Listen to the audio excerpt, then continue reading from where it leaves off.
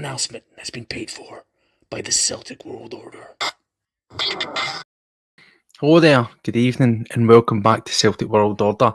A very late episode of Celtic World Order. This was originally going to be planned as a pre-record, but I thought, what's the difference? Let's just put it out there. It doesn't matter if it's pre-recorded, it's there immediately, and if folk want to watch it, they can.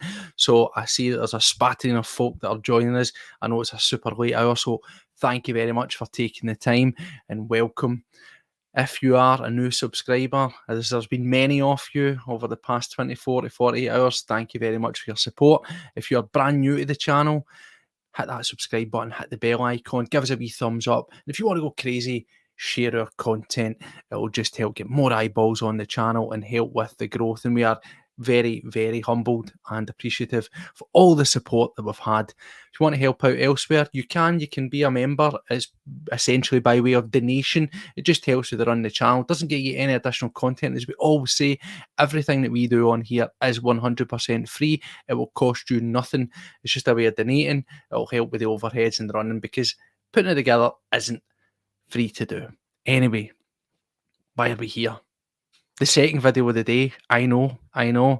Thanks to everybody tuned into Paddy and that. Some excellent stuff there. But as you will have seen with the thumbnail, we were on the other night. We've been on throughout the course of the week, and we've been very positive. And there was lots of reasons to be positive, wasn't there? As we always say on this show, take things at face value. Take it at face value and hope, being the optimum word, that will come to fruition. Many names flying about, many transfer fees, pretty high exciting fees, profile of players, all that kind of stuff. But there seems to be a groundswell over the sort of past 12 hours or so, and the mood's changing, and it's becoming eerily familiar, is it not? Are we in line for Groundhog Day? Is it deja vu? Is it going to be same old Celtic? Quite literally writing checks that their ass won't cash when it comes to getting in those quality players. And this purpose and the reason, the origins, if you will, for this video starts off, let's go straight for it, with none other than this man, Arne Engles. Wouldn't that be nice? Arne Engles, Augsburg midfielder. We've seen it. We were expecting it. All the information suggested that the deal has been put in place, that the overall package, we keep saying it, the overall package has been agreed, the terms have been agreed with the player. He wants to come to Celtic, yet we're still dithering with, 25 hours, just over 25 hours left of the summer transfer window, and it doesn't look like it's imminent. It looks as if it's going to the wire as normal with Celtic. And the reaction to this has been, as you would expect, some serious discontent. There's some serious anger. It's actually brewing, and it's turning to anger and frustration. And I must admit, I'm going to say it, my name is Steve O'Matt, and I'm becoming an increasingly frustrated Celtic supporter. And this is the deal that's doing it to me. So, coming back, cast your mind back to a video that I done when I done the called Smoke and Mirrors, the deception of Celtic's transfer policy.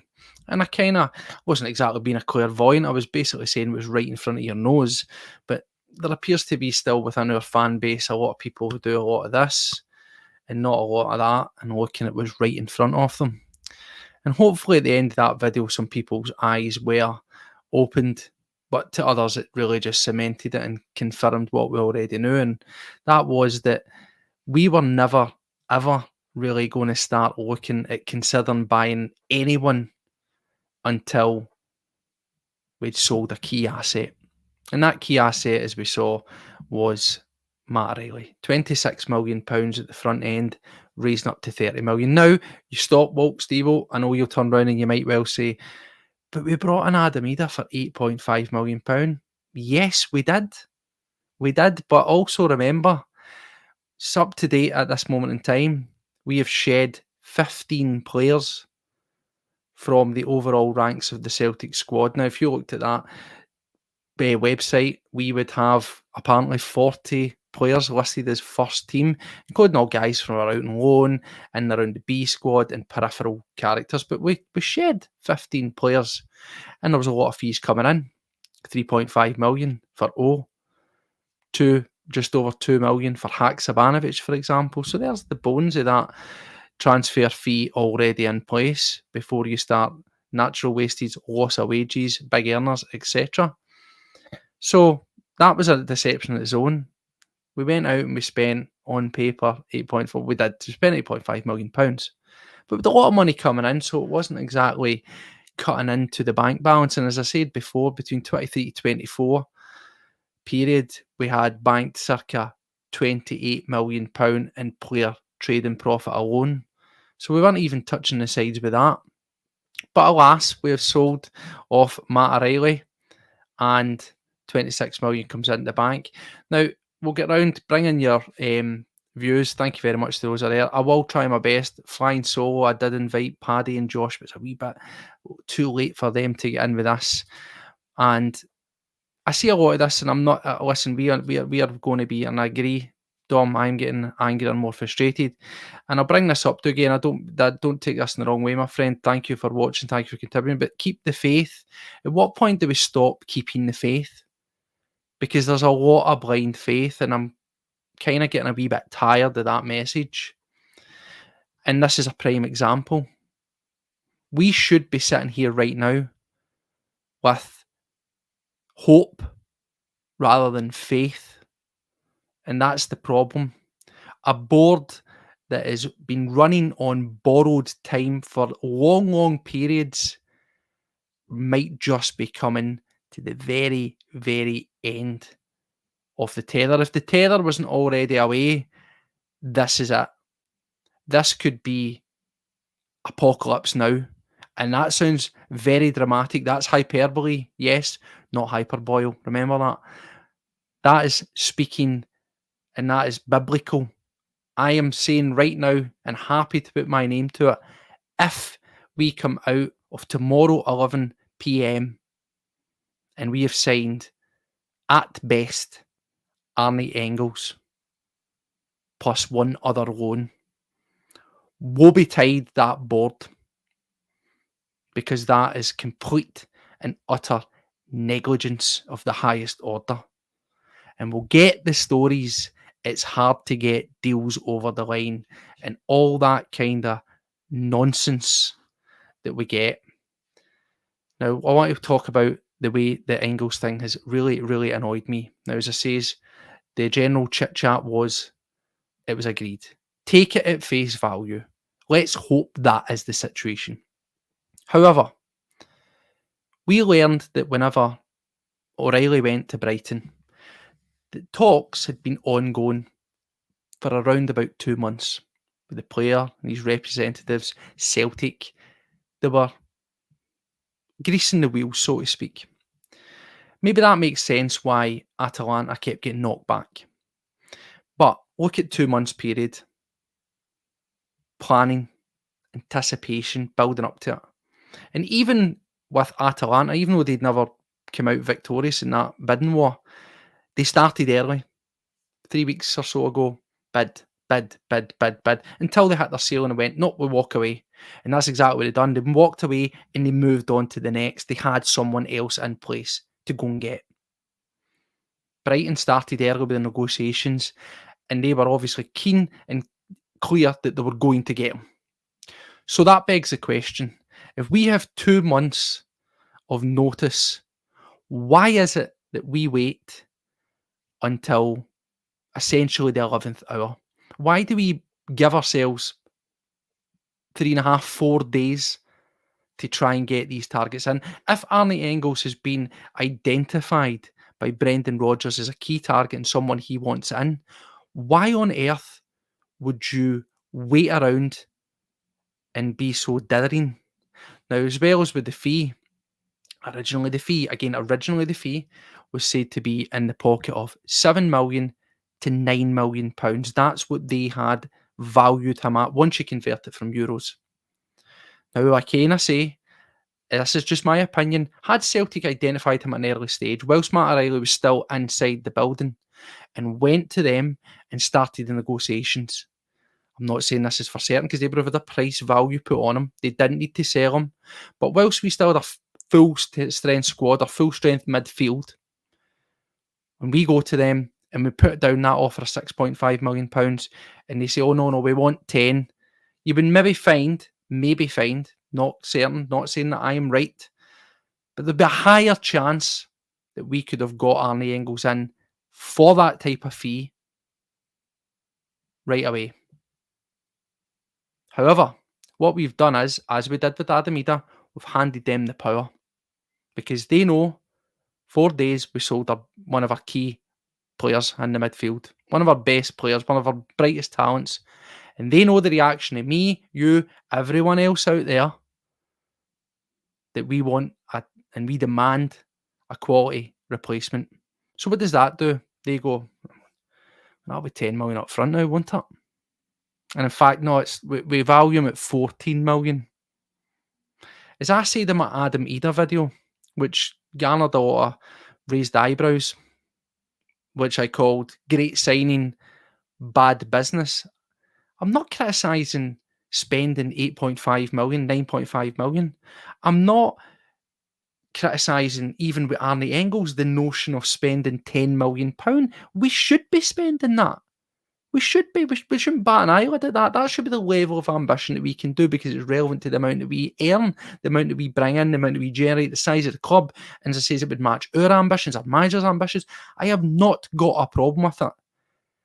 What I'm saying here with bad business and bad negotiation, it's principle. Cast your mind back to Ida. In January, they were willing to let him go over to the Italian league for £2.9 million. Before Celtic came in for him.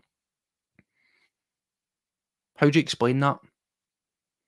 Because we left it to the 11th hour, the manager wasn't getting what he was wanting, and he had to get on the phone himself and self-pen that deal. But at the 11th hour, when it was so late that we couldn't negotiate a deal, obligation to buy, option to buy, there was no terms. Then when we got him in the door, before a ball had been kicked or even a ball had been kicked in 2 games or whatever, the circulating was they want 6 million for him. Now again, why don't we go direct to them at that point and say, right, let's talk about that 6 million, let's get that in, let's get that negotiated right now, let's get that signed, sealed and delivered, ready to go, oven ready if you will, and we'll sign off on it. Did somebody do that? No. And as surprising, he went out and he smashed it. He dragged us back from the abyss in the league, helped get us on top, and single-handedly delivered us a double. And Norwich are sitting there, they're the power back. And they went, oh, is that right? Aye. Oh, we really want him now. He's an important player. We can see the potential in him. So the point I'm making with Engles is the same point I'm making with Ida. I've not got a problem with the fee. We should be spending that. Do I think they're worth it? Yeah, every player's got their value on it.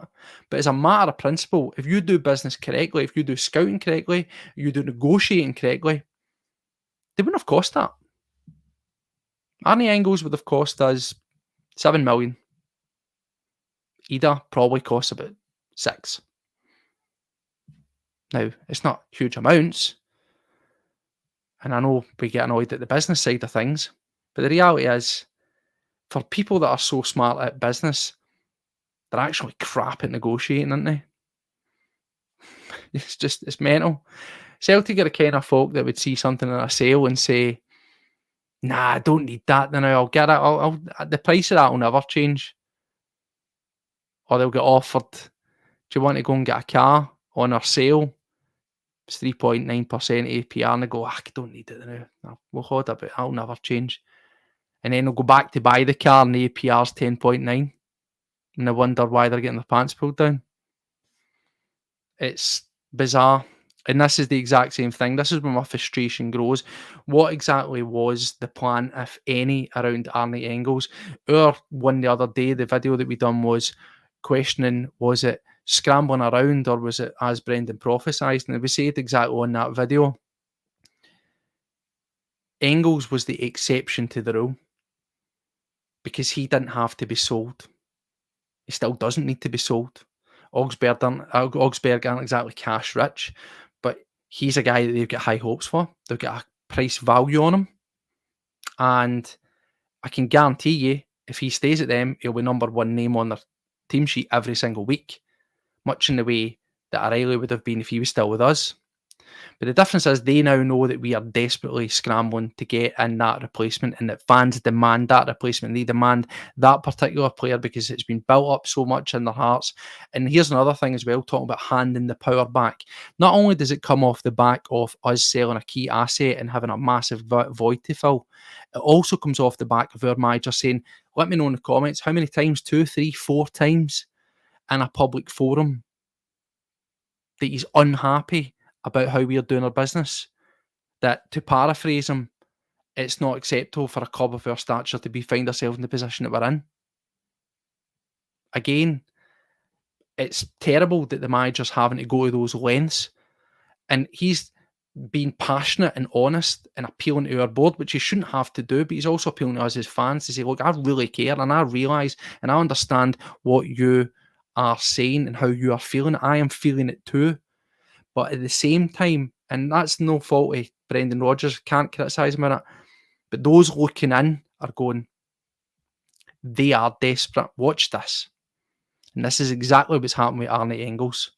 So that begs the question, do you think this one is going to happen? Paddy and I sat here the other night and we were full of the confidence, we were full of the happiness, the beans and happy, and yep, it's going to happen. Yes, kind of look at that side we're going to have. And that's the thing, that's one of the most beautiful and cruel things at times of supporting Celtic. For as much as they'll inspire you and build you up and fill you with joy, and like that, they'll quickly suck the life out of you and deflate you. And it's not the players on the pitch or the manager or anything like that. Yeah, at times the performance can be poor. But usually it's the people up there, isn't it? It's people running the show that let you down. Now, I've seen an excellent tweet today, and I just want to give you the overheads, and I feel that it very much summed up exactly where we are as a club and where our priorities stand. So in the past week, according to this tweet, Celtic have informed us of 11 new items of Adidas clothing and shirts on sale on the club's website. They've announced and emailed us all about 25 quid for a cup game ticket against Falkirk. Bargain. They've also sold Matt O'Reilly and told us about how much money we've got, and it's a record fee, and that's amazing, isn't it? We've also just had the announcement that they've agreed terms of £3 million for Mikey Johnson, again another peripheral player that's bringing in the candy for Celtic. Kobayashi ushered out the back door. Didn't really mention that one, did they? And of course, there's this. Watch this. Just to add insult to injury. How do you like this? It's almost time. 24 hours, give us your money. Bend over, give us the cash. Imagine putting that post out. I mean, I know it's fact, because at the time, 24 hours to the draw, I get it. But imagine putting that post out there when we've got fans absolutely furious and wanting signings in, wanting something to really get excited about. Insane. And they've also dropped you that email telling you when the payment dates will come out for your Champions League package, which will liberate you about 180, 200 quid. They've told you how much it is yet, but they've told you when you'll be paying for it. What are we getting in return here? And of course, they did give us a goodwill story that we all knew, which was Alex Valle. And again, look, I'm not going to criticise that. I think he's a great prospect. But again, I see a lot of people reacting to this and commenting on this, and they're saying, is that where our scouting's at? That having known for, 2-3 seasons that we need proper backup? Yeah, you could argue we brought in Bernabei and it was a failed experiment. But you could argue the toss that we sat there and knew that we needed to reinforce that. And the sum total of our scouting efforts, remember Brendan Rodgers was telling us that the guys upstairs were working tirelessly to try and identify targets and working really hard to get them in. You try to tell us that their tireless efforts have resulted in identifying Barcelona youth guy, as good as he appears to be, on loan, and that's it. Because I'm not criticising the player. I think, as I say, you watched the other shows last night previously, I think profile-wise, ability-wise, I think that he will be a smash hit success. I really do think that he will be a fantastic signing. But then we'll find ourselves doing what we're talking about right now and chasing after traffic, trying to get hold of him. Where's the long-term thinking? Where's the actual guy that's going to come in and long-term fix the problem at left back? You can understand why folk are frustrated at this. You can really, really understand why folk are absolutely furious at this lack of foresight, this reactionary approach that our board, that our scouting department, if they have one, we still don't know who they are, have. It is the situations I says with the Engles with, well, here's 6.5 million. Oh, no, not enough. Right, here's 9. Oh, God, it's not enough. Here's 10. It looks desperate. And quite frankly, it's embarrassing. Now, people turn around and say, oh, Steve-o, it's called negotiating. Aye. But it's called desperate man's negotiating. As I says, Brighton contacted Celtic 2 months ago and oiled the wheels so that it was smooth sailing to get him over the line. Yeah, they came in with 1 or 2 cheap bids, but was it really that cheap? No. I mean, there's a difference here when you're talking the difference of 5 million and 6 million for a guy that's going to end up costing you 30 versus chucking an extra 2 million onto a guy. I know you could say it's all relative to the price point, but it's not really. It's different gravy. We're squabbling over relatively small amounts of additional to secure a player that we need. And it's really, really getting frustrating. Now, I just want to move on for that. I can see, look, there's 150 oddies. Thank you very much. I've been talking away. I'm going to give me 2 seconds. I'm going to have a wee skim through here some of these. I'll try and bring up some points. If you've got any questions that you want me to answer, anything that you want to put towards me or get sort of idea around what I'm thinking about, or, let me know what you're thinking. For now, in the comments, I'll start to try and bring up some of those ones, and we'll try and get them up and get a wee bit of engagement here, as I says, because it's really just, this video was just putting out there to fire out some immediate thoughts after a very, very grim day. And here's another one as well. We hear that the Bogusz deal is off. Yes, and again, talk about absolute frustration. That one seemed to have snowballed, and again, Paddy and I sat here and we spoke with almost huge confidence to turn around and say, I expect Engles in the door, I expect Bogusz in the door, I expect Vi in the door, and possibly Trusty, who we will get on to as well, because there's another wee gut shot for you as well as we go into the last, we're into the last 25 hours of the transfer window. So that'll be interesting. But yeah, it would appear that going once again from contacts being made, they want to keep him for that cup final, then he's going to be coming over and it's going to be pedal to the metal and getting him over the line. That's now changed almost overnight to him. I think it might be early hours of tomorrow morning for us, playing in a domestic game. I think it's in Seattle, and looking as if the deal is off. And actually, see if I can get it. It was Anthony Joseph had put out a reply basically saying that even though at the moment that looks to be at a stalemate, there is still some level of dialect, some level of chat there between the two, and it's not progressing beyond that. So at this moment in time, bear in mind that it's a wonder that things can be done via the internet and faxes, and medicals could be booked in the States, but it's highly, highly, highly unlikely, particularly if he's on a bench and on the pitch tonight, and you're looking at the best bit of 10 hours flight to get over. That one is like pie in the sky at this moment in time, unfortunately, and I hate to climb down because I genuinely felt and all the indications were pointing towards that one happening. And I says we profiled him, we looked at his numbers, we looked at his ability, we looked at his goal scoring threat, and he, whether you think, I've seen there some people saying Bogusz is highly overrated, you're glad he's not joining. Yeah, do you know what? Again, we don't know a lot about these guys. We can only go on what we see with them.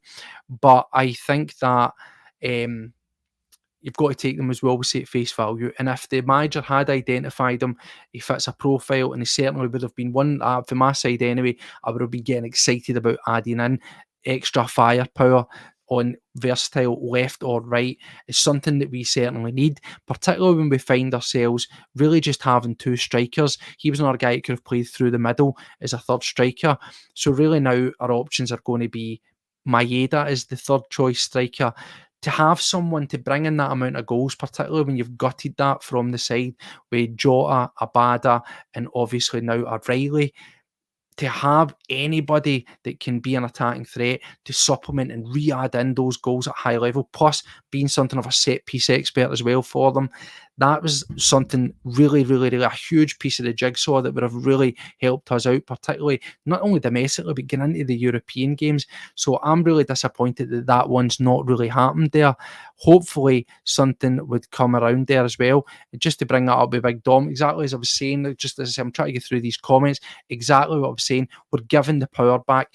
We were giving away our negotiating strength by leaving it so late. The question is always, why on earth did we have to do it? I told you about the money that we had in the bank.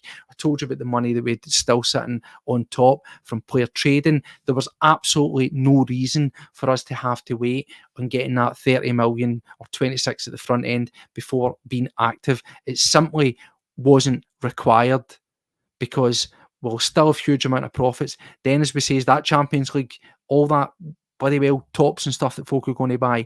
Then there's the entry money for the Champions League we still don't have as well. Pay at the front end, you will get it back.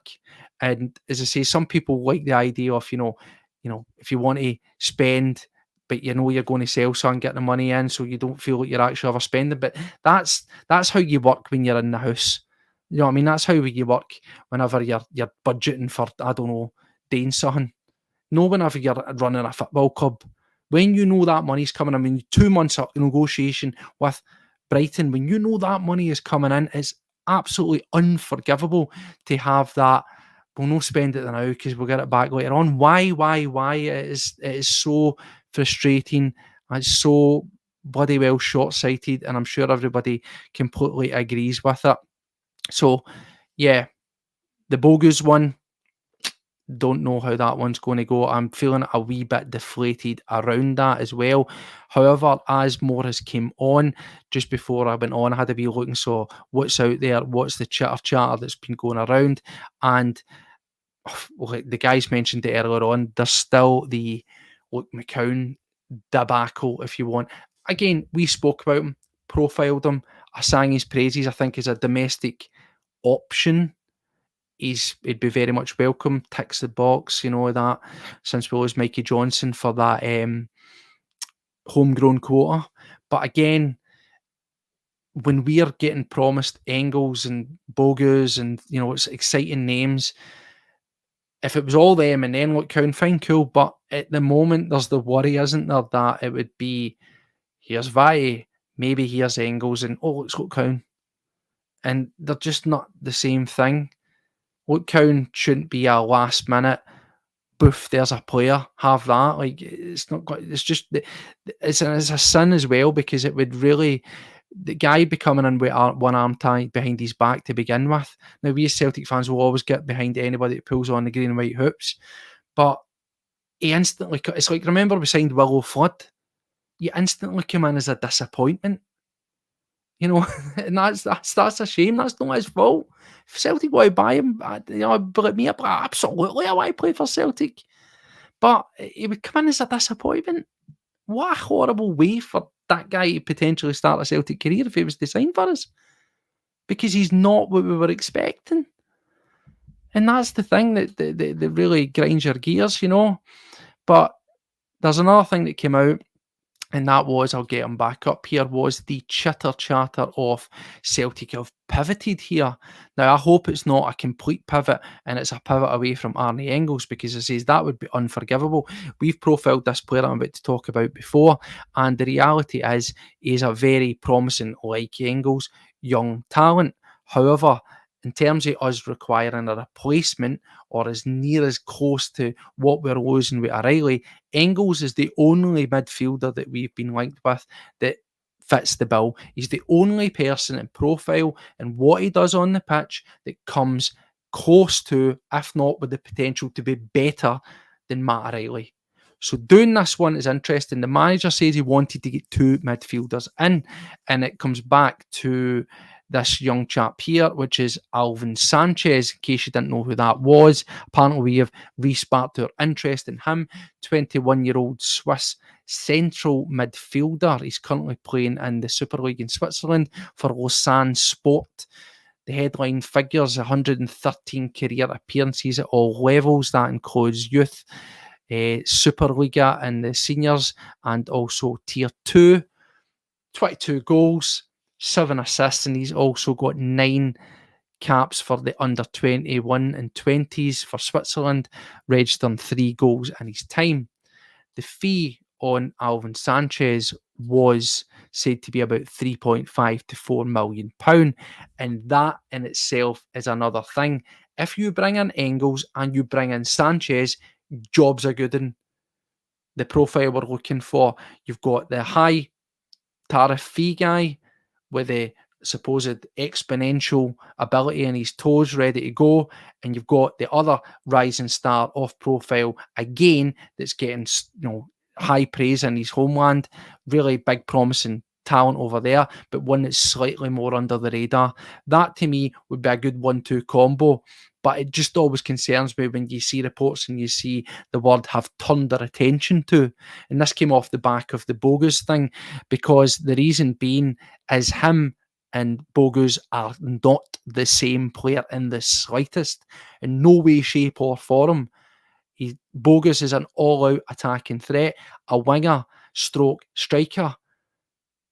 Alves is more akin to being, closer to Bernardo, I would say, from what I've heard. Again, I don't know enough about the Swiss League, but for me, I think that's too samey, and that would concern.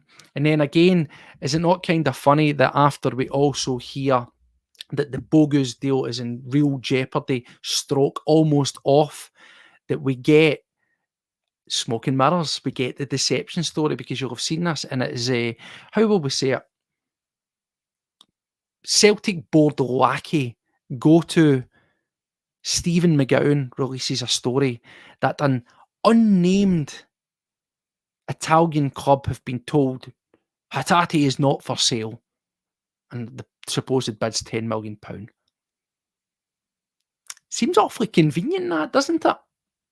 But we've not heard about it, and that it's an unknown team. Call me cynical here, but it just reeks of deflection, does it not? Bogusz isn't happening, but do you know what the good news is? We've turned away a big money deal for one of our key players, so keep hold of him. That'll be like a new signing. It's the version 101, isn't it? It's absolutely crazy to think that's what we're coming away with. Now, again, with Steve McGowan, as we know, he's a go-to source for Celtic. Whenever they want to drip feed something out there, they normally come away and they'll give it to him, and it'll either be to take your mind off something and throw you down, a dead end, take your scent off the track, or it's because something's actually happening and they want to sow the seed and see what the fan reaction is. For me, the fact that it's come out and it says unnamed, to me it's option A. It's to take your scent away for the track. The fact that the Bogusz thing looks as if it's going to fall on its arse, to put it lightly. So that's the one that I think there. And it'll be interesting to see how that one pans out. If we thought that losing O'Reilly and scrambling about was terrible, then wow, God forbid that we actually did also lose a tie, because if we don't think we've got enough time to sort this out at the moment, then we'd have zero time to sort that one out. So yeah, that's the thing as well. It's just another disappointment. It's another thing. Look, I mean, I'm hating this. I ain't gonna lie. How you all feeling out there? I can see. Listen, thank you very much for 230 live here, and I'm trying my best to get through these comments, as I say, as well, trying to keep on track with what I want to talk about here. And this is the thing: we've got a fantastic manager, as Big Dom's saying. He's in difficult circumstances, and the board are totally undermining him. Disrespect when it comes to signings. I fully agree here. As he says here, 6 million gets his Trusty, 11 Engles, and possibly 10 with a negotiation. I certainly hope so, because that's another thing, Stephen, that I want to talk about. Because Trusty put in official bid, £5 million, turned away. Now, again, Paddy and I spoke about him. That they cost him £4.5 million. He was on the books at Arsenal. That's how much he cost them. So they would be getting a wee bit of profit on it. We've now learned that £3 million being the agreed fee for Mikey Johnson. So you'd like to think that there's some sort of, relationship there, getting that deal done there, and that he is hopefully someone that we can come in. But again, what is the alternative options? Is there alternative options? We went out and we let Lagerbielke go. Now, I know that he was in no man's land and he was well out the picture. Nawrocki still appears to be come back for injury. Stephen Welsh, as Paddy said, that was confirmed early on that he was really going to be going nowhere despite interest. But again, we always needed something really proper to cover that. We appear to have helped out with getting Valle in for the left-back situation, but we need a strong alternative option to Liam Scales. Again, Liam Scales has been fantastic. Surprise package, but as we say time and time again, he is a great option, not the solution, and we should be getting something a lot higher quality in to, if not take over his place, certainly be fighting for his place against Liam Scales. And Trusty, they're willing to let him go. The question is, how much are we going to let him go for? Or how much are they going to let him go for? Is this similarly again where they realise that we are a wounded animal, that we've let another, centre half go out on loan, and that we are shouting out? They know the fans are wanting to get these things in the door, and that is the thing here. We need to get this in, and this is the one that I've got absolutely the fear of, John. Zero ambition. The fans will get slapped with another re-sign of the human weapon Chatteri and treated to a re-release clause of strips in 2010 as tribute to him. God, remember Chatteri? Don't you wish your... I don't wish my right back was Chatteri. I really don't. I didn't even back then. But, that is the thing there. It's like when... Remember we brought back Izagiri as well? Remember that? That's the kind of Celtic thing that we would do, aren't it? I wouldn't be surprised if he says, do you know what, let's get Bernabei back in. Let's go mental. That'll sort out the problem there. But no, how are you feeling about this? As I say, I just wanted to come on and lay out a couple of feelings about what's going on here. It is increasingly frustrating. We're seeing deals going from pretty much being considered to be cast iron, in the can, ready to go, to in doubt, negotiating, stalling, and as I say, incremental desperation. I think for me, if I'm, gun to my head, I think Engles will eventually get that one over the line. I think it's came too far now. I think we will end up paying probably over the odds, like Ida. But again, I'm not adverse to the spending of money. Don't misconstrue what I'm saying for they're not worth it and all that kind of stuff. It's self-designed, self-inflicted additional expenditure that really they shouldn't have to do because of a poor board, a poor scouting, a poor transfer policy, being reactionary continually, season again, rather than proactive. And that is the key point. We have to be proactive. The manager has sat there and says, again, by the time this is over, we need to reevaluate that process, talking about how we scout, how we negotiate and how we get players in and identify players in an early stage. In our words, he just says we're going to rip that up and throw it in the bin because it's garbage. And I think we're getting absolutely done in. There's another one. Do you know what? And it wouldn't surprise me. Again, couple of weeks back, months back, we talked about potential guys that could come back. See, right now, if you offered me Stuart Armstrong as an option, I would take it. That shows you how bad things are, or how bleak things are looking. And I'll probably be told in the comments at a later date that I need to keep the faith and this and that. But faith is very, very quickly running out. The sands in that egg timer are near enough empty. It's nearly all emptied out. And it'll be very, very interesting. We've said over and over that this had been last chance saloon for this board. Last chance saloon for guys like Nicholson. Certainly low. Wow. Well overdue. But will it really make a difference? Will it make it? Calm down. Remember, calm down. Calm down.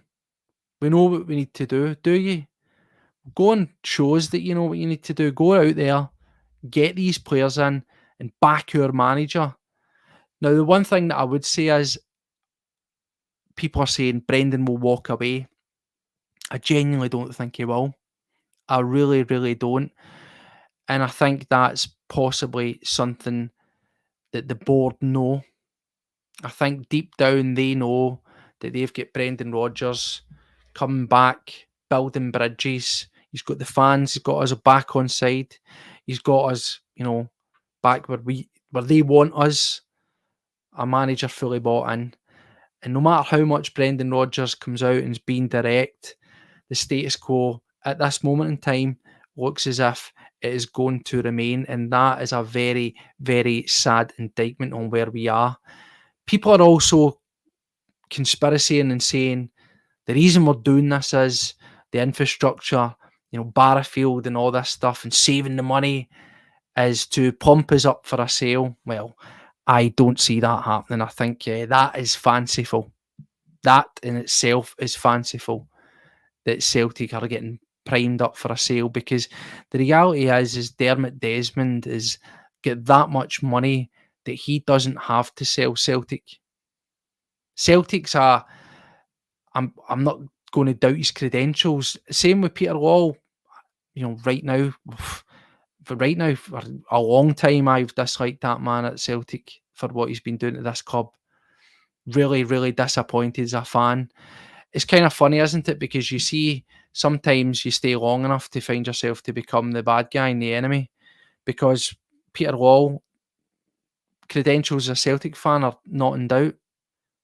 But he's went from being that bright-eyed young guy in at Celtic Park with everything in front of him and wanting to really make a difference for Celtic, to becoming part of the woodwork, to becoming and seeing the growth. And yeah, do you know what? I'm going to give him some flowers here and say he's part of the transformation of Celtic as a sustainable business, as a huge business and growing. Yes, we thank him for that. But that should have been his legacy, and he should have walked away from it. But he got too ingrained in how things were working. And he's now just looking at the business side of things. I still think he's disappointed when we lose games. Yeah, I genuinely do. But I don't think he cares enough about putting the product on the park to the detriment of the bank balances and how we look to shareholders and the stock exchange and stuff. Because that's what ultimately has consumed him in his role at Celtic, I feel. I feel that he's been identified and all this being on UEFA and all this kind of stuff. He's got status. And he will be judged on how good a businessman he is, rather than how good a Celtic man he is, if that makes sense to you. And as for Dermot Desmond, again, there's no doubt in my mind a Celtic fan, but Celtic are his plaything. Celtic are I'm a majority shareholder of Celtic when he's at a meeting, schmoozing, or out in the golf course playing a couple of rounds. Celtic looks good on the CV. It looks good on here's what I own. doesn't it? That's how it looks. And guys like that don't need to sell, that are getting a return on their investment and bonuses every single season. Why fix something if it's not broke? Or at least not broke in your head. Celtic aren't broke. Celtic are rich. Celtic are thriving. Celtic are a juggernaut. But we're slightly broken on the pitch. We're performing well. We've got a great manager. We've got an elite manager. We've got fantastic talent. But by saying broken, what I mean is it's like having a belter of a car and never putting it through a service or an MOT. The parts start to wear. The parts need to be changed, upgraded to keep that car purring. And that's what we need to do to keep Celtic purring, to keep getting the maximum performance out of Celtic, to keep getting the best results and the smiles on the face that will ultimately, by winning games, also put the smiles on the faces upstairs by generating income from winning stuff. You need to outlay every now and then. And that's what Celtic find themselves in right now. And that's exactly what we need to do. Exactly. Keep the Ferrari under 30 miles per hour, Martin. That's what Celtic are doing. We've got a big, massive, turbocharged V12 with all the horsepower going. But we leave it in the garage. We take the cover off it every now and then. We look at it, or the board go, oh, okay, that's mine. And maybe start the key every now and then and listen to it. And that's it. That'll keep making me money. That's an appreciating asset, that is. That's never going to lose money. And that's the way we look at it. But yeah, that's enough car analogies, isn't it? Anyway, it's been an absolute pleasure for you joining me for this musing of where we are. As I say, it's amazing, isn't it? There's certain things that appear to be certain in life. Taxis, death, and pain in the transfer window and the run up to the deadline. Being a Celtic fan, I've said it time and time again, there is a huge opportunity. Please do the right thing, back the manager, give us fans a return on our investment every single season. You get enough of our money. Reward us, reward our manager by giving us those quality signings we need. We really aren't asking a lot here. We're really, really not asking a lot here. 10 million for Engles, if that is it, so be it. Bogusz, that one looks to be dead in the water, which is disappointing. But if you can resurrect it, if it can be a Lazarus of a deal, get it happening. Alvin Sanchez, I'll take him as an option. Trusty, we need him in the door. And under no circumstances does Rio Hatate go anywhere, because that would be the final straw. Hopefully, we're all proven wrong.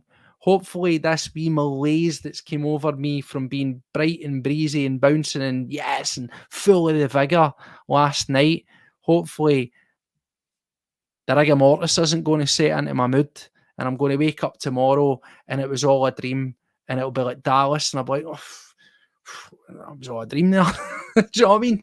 And there we go. There's Engles. He's coming over, ready to go. Hopefully that's what we get. But keep your eyes firmly on this transfer window and keep one eye on what's going on at our club. Keeping the faith and all that stuff, it only takes you so far.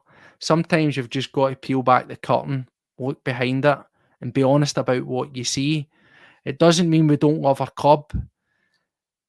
Having these thoughts, having these opinions, the way we're feeling, it's because we care and because we want the best for the club. We're going into a Champions League draw, 5 o'clock tomorrow. We will know who we are playing. 8 teams in the Champions League. pitting our wits against the absolute best. We have a manager who's more than capable of putting out a side that can do that. We've got the foundations, the building blocks of a side with a manager that can get results. It just needs an extra wee bit of juice in the tank. The manager says he doesn't want us to go into Champions League. Take the money, be glad-handed, say thank you, and just be happy to be there. He wants us to be able to give a good account of ourselves. He wants us to compete. Now, competing's not going to be going and smashing to a semi-final or a quarter-final. At this stage, it would be a couple of wins. It would be getting into that playoff round and then taking the luck of the draw and seeing where it takes you. 36 teams, the bottom 12 are out. There's no doubt in my mind that Celtic are fully capable of getting into that 24, into that playoff round. Even with the squad that we have right now, because of the playing the two pot 4 teams and 2 in pot 3, I think we could get enough points out. I really do think that we could, as long as we continue what we're doing right now. But the concern then comes is, why do we need these extra players? Because it will just make it that wee bit, not easier, but it'll give you the better chance. But also remember, it's a long season. 2 cup competitions in a domestic league format, interspersed with Champions League games that will begin into January. That's a lot of football. You can't keep going to well and going to well and going to well. Get these players in now. Don't wait until we're running on empty and scramble about in January. And do not finish this transfer window by saying, we couldn't get deals over the line, it's hard, we'll revisit it in January. Do not promise, again, do not write cheques that your ass cannot cash, because we're growing sick and tired of it. And as I said at the top of the show, and to finish off, this board have one final opportunity to prove me, you, everybody else out there wrong, to do the least Celtic thing ever. And it starts with getting Arne Engles in, and for the second time round, going and smashing our transfer record. That's point one. It then starts off with getting Trusty in the door ASAP. And it'd be nice as well to have another 2, but as I say, I won't hold my breath, but we'll see what comes off that. Anyway, listen, thank you very much to every single one of you for taking the time. Well over 250 through the course of that there. As I say, I do apologise. I'll read up on some of these here. I'll try to get back to you. If we leave comments in the bottom once the video is off, as we say, we always try to reply. I do apologise, but I'd love to have got more names up here, but it is really quite difficult to talk to you, to get all the thoughts out there and go through these at the same time, particularly when they're flying. There's that many things there. So I do appreciate it. It doesn't go amiss. Thank you very much for your engagement. As I say, Champions League is coming round. We'll be covering that. Paddy and I have a pre-record with the former player tomorrow night, so I think that's about 7 o'clock we'll be doing that, and that'll come out in due course. So in terms of our immediate Champions League group stage reaction, we'll try and get that out as soon as we possibly can. It might be slightly delayed, and it might actually coincide with our Friday night show, which is going to be our preview as we look towards the Glasgow derby at the weekend. So plenty of content as always for Celtic World Order. Make sure you get yourself back for that then. Okay, until then, it is now 10:30, so thanks for staying with us. Whatever you do with the rest of your night, hopefully there's some good news to wake up to. Hopefully you get a good night's sleep and you're no worrying, tossing and turning about what we might or might not do. Until the next time we're on here, take care of yourselves and hail, hail.